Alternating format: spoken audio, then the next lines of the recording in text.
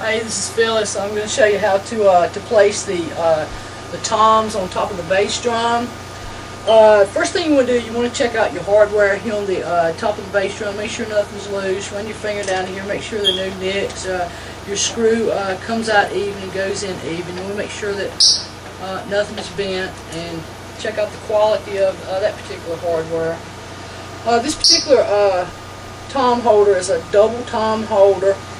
The first thing I would do is take this particular nut and make sure it's about halfway in between the pole, and don't tighten it up too terribly tight, because once you get this back to your drum kit, you sit down, you're gonna have to make your final adjustments.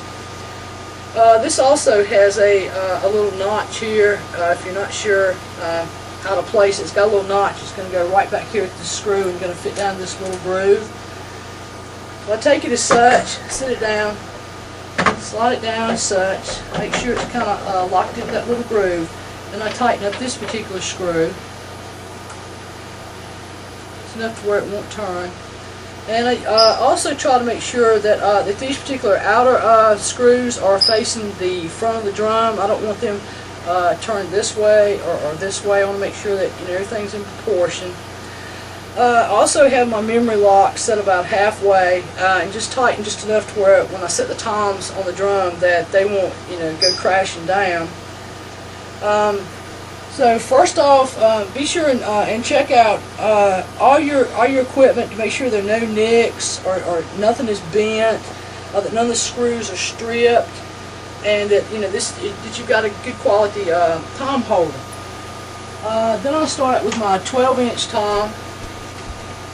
Loosen my screw. Always be really gentle with these. If they don't want to go down kind of even, you might maybe want to kind of give a slight turn. That fits down the memory lock. Tighten this one up. Like I said, I'm not putting a strong, not tightening them up too terribly much, because like I said, once I get back around here, I'm going to have to make my final adjustment. So I take my 13-inch tom real easy. Might have to make a little turn. It's supposed to slide down in there real easy. Then tighten this one up. And once I get back here to before I get back to the drum, I want to make sure this particular arm, when you loosen the screw, it will let the drum go out and come this way. And this one, if you let it out, it'll let the drum go this way. It'll also bring it, up. I didn't have it loose enough to really show you that good. And then once you get it back to your kit, okay, once you get back here, you pull your seat up, and I want to make sure, give me a pair of drumsticks, when you're doing your adjustments as far as lifting these up and turning them right or left, I usually keep my toms, as far as the space, I usually keep them just a little bit over a drumstick width apart.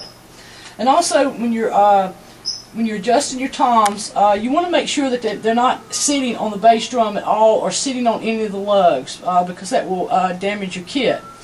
Even if it's just a slight hair above that particular lug, you want to make sure that nothing is touching on the bass.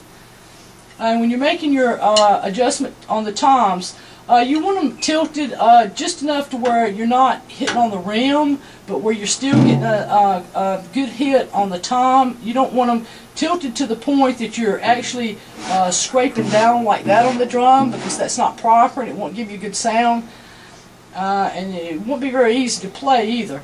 So you want to make sure that your stick is hitting right in the center of the drum, and just enough to where you're not hitting your rim, and that would be a good position. Like I said, you don't want them turned to the point that you're hitting like this or coming down like this. You want a good solid firm hit as such, centered in the drum, and without your stick tilted in any way. So that pretty much covers the tom-toms on the drums. Like I said, once you get them on your kit, you just have to kind of play with tilting them up, down, left or right. And once you get everything adjusted the way you want it, then you can come back over here to your screws, and you can tighten everything up pretty tight. Always be careful with your equipment. because these screws, they strip out really easy, so you want to be real careful on how much pressure you put on them, because you want enough pressure to be able to hold your adjustment, but you don't want enough to where if you need to change your adjustment later on that you strip out your screw. So if you have any questions, feel free to let me know, and I hope that this was helpful to you in some way. Thanks a lot.